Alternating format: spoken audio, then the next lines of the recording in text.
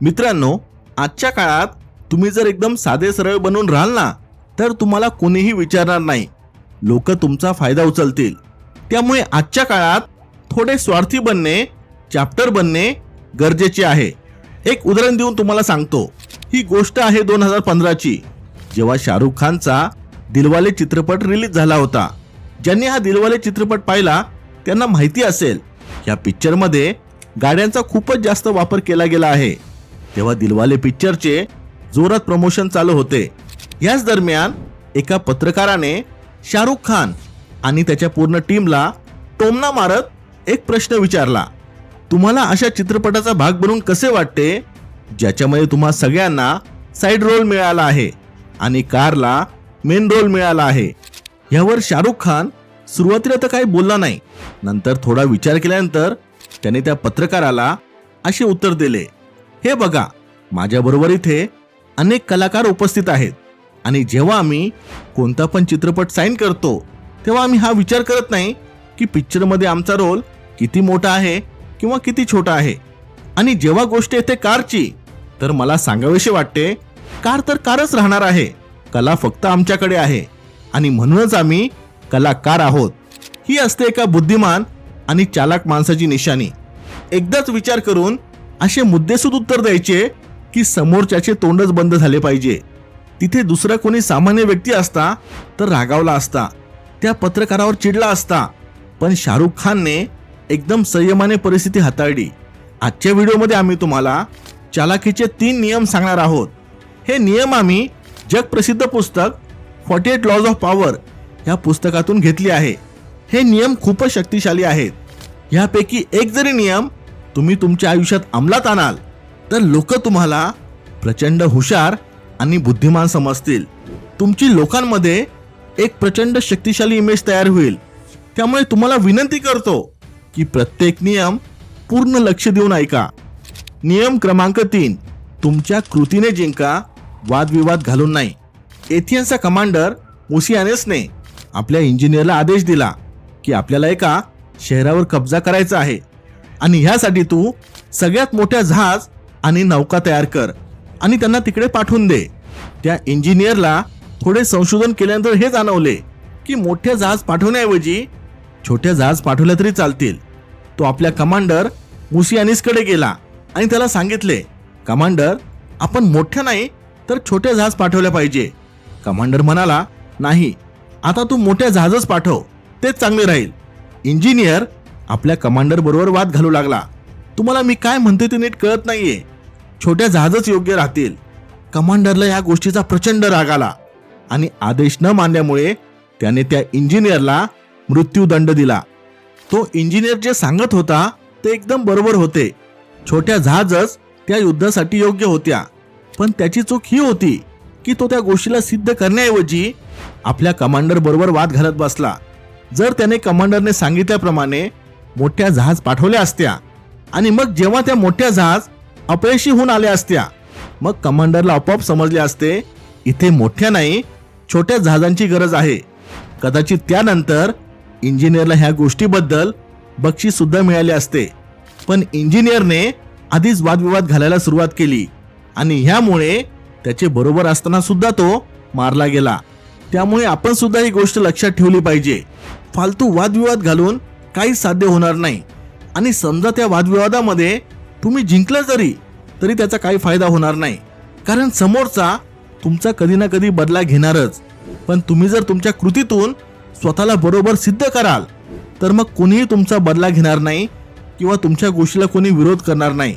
त्यामुळे चालाक लोक लगेच कोणाबरोबर वाद घालत नाही. ते नेहमी आपल्या कृतीतून स्वतःला सिद्ध करत असतात. नियम क्रमांक 2, लोकांना तुमच्यावर अवलंबून ठेवा. मित्रांनो, तुमच्यावर कोणी प्रेम करत असेल किंवा नसेल, पण त्याला जर तुमची गरज भासत असेल तर तो कधीही तुमचे नुकसान करण्याचा प्रयत्न करणार नाही. फ्रान्सचा राजा लुई 11ने एकदा आपल्या ज्योतिषाला विचारले, तुझ्या ज्योतिषशास्त्राचा अभ्यास करून मला हे सांग, तू कधीपर्यंत जिवंत राहशील. तो ज्योतिषी राजाला म्हणाला, माझा मृत्यू तुम्ही मरण्याच्या 3 दिवस आधी होईल. हे ऐकून लुई 11च्या पायाखालची जमीन सरकली, कारण त्या दिवशी तो त्या ज्योतिषाला मारणार होता. लुई 11ला त्या ज्योतिषावर संशय होता की तो आपली भविष्यवाणी खरी ठरवण्यासाठी लोकांना मारून टाकायचा, जेणेकरून लोकांना त्याच्या ज्योतिषशास्त्रावर विश्वास बसेल, आणि ह्यामुळेच राजाने त्याला मारण्याचे नियोजन केले होते. पण जेव्हा त्या ज्योतिषाने हे सांगितले की मी मेल्यानंतर 3 दिवसानंतर तुमचा मृत्यू होईल, लुई 11 प्रचंड घाबरला. त्याने त्या ज्योतिषाला मारण्याऐवजी अनेक बक्षिसे दिली, त्याला सन्मानित केले आणि त्याच्या देखरेखीसाठी एक वैद्यांची टीम तयार केली, ज्यामुळे तो जास्तीत जास्त दिवस जिवंत राहील. आणि अशा प्रकारे त्या ज्योतिषाने राजाला स्वतःवर अवलंबून करून टाकले. आता तो राजा इच्छा असून सुद्धा ज्योतिषाला काही करू शकत नव्हता. त्यामुळे मित्रांनो, आयुष्यात नेहमी स्वतःला असे बनवा, लोक तुमच्यावर अवलंबून राहिले पाहिजे, तुमच्याशिवाय त्यांचे काम झाले नाही पाहिजे. नियम क्रमांक 1, इतरांकडून तुमचे काम करून घ्या, पण क्रेडिट तुम्हीच घ्या. थॉमस एल्वा एडिसन तर सगळ्यांनाच माहिती आहे. पूर्ण जग त्यांना बल्बचा शोध लावल्यामुळे ओळखते. पण क्वचितच कोणाला हे माहिती असेल की थॉमस एल्वा एडिसन सायंटिस्टपेक्षा जास्त एक चालाक बिझनेसमॅन होते. आपल्याला सायन्समध्ये शिकवले जाते की 1879 साली एडिसन यांनी एक क्रांतिकारी शोध लावला, ज्याला आज आपण लाईट बल्बच्या नावाने ओळखतो. पण तुम्हाला हे माहिती आहे का की एडिसन यांच्या 10 वर्ष आधी ब्रिटिश इन्व्हेंटर जोसेफ स्वान यांनी आधीच लाईट बल्बचा शोध लावला होता, आणि इंग्लंडच्या न्यूकासल शहरामध्ये लोक त्या बल्बचा वापर सुद्धा करत होते. पण जोसेफ स्वानच्या बल्बमध्ये कार्बन पेपर फिलामेंटचा वापर केला होता, ज्यामुळे त्यांचे लाईट बल्ब फक्त 13.5 तास चालायचे. थॉमस एडिसन यांनी त्या बल्बमध्ये एका स्पेशल बांबू फिलामेंटचा वापर केला, ज्यामुळे ते बल्ब 1200 तास चालायचे. पण तरी सुद्धा लाईट बल्बच्या शोधाचे पूर्ण क्रेडिट फक्त थॉमस एडिसन यांना दिले जाते. एडिसन यांची फक्त ही एक गोष्ट नाहीये ज्याच्यामुळे त्यांनी दुसऱ्यांच्या कामाचे श्रेय स्वतःकडे घेतले असेल. थॉमस एडिसन यांच्याकडे एक शास्त्रज्ञ काम करायचे, ज्यांचे नाव होते निकोला टेस्ला. थॉमस यांनी डायनामोस नावाच्या जनरेटरचा शोध लावला होता, पण ते व्यवस्थित काम करत नव्हते.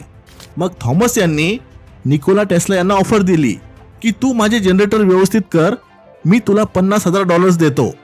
टेस्ला यांनी 1 वर्ष दिवस रात्र कष्ट घेऊन ते जनरेटर व्यवस्थित केले. पण शेवटी थॉमस एडिसन यांनी निकोला टेस्ला यांना आपल्या कंपनीमध्ये फक्त एक प्रमोशन दिले, आणि त्या जनरेटरच्या कामाचे सगळे क्रेडिट थॉमस एडिसन यांना मिळाले. अशाच प्रकारे निकोला टेस्ला यांनी थॉमस एडिसन यांच्यासाठी अनेक शोध लावले. त्या बदल्यात एडिसन यांनी टेस्ला यांना फक्त काही पैसे दिले, आणि टेस्ला यांनी लावलेल्या सगळ्या शोधांचे क्रेडिट एडिसन यांना मिळाले. आता मित्रांनो, ह्या सगळ्या गोष्टी सांगण्यामागे माझा हेतू हा नाही की तुम्ही स्वार्थी बना, लोकांचा घास हिसकावून घ्या. तुम्ही एक गोष्ट लक्षात घ्या, आपण एकटे सगळ्या गोष्टी करू शकत नाही. प्रत्येक व्यक्तीच्या काही मर्यादा असतात.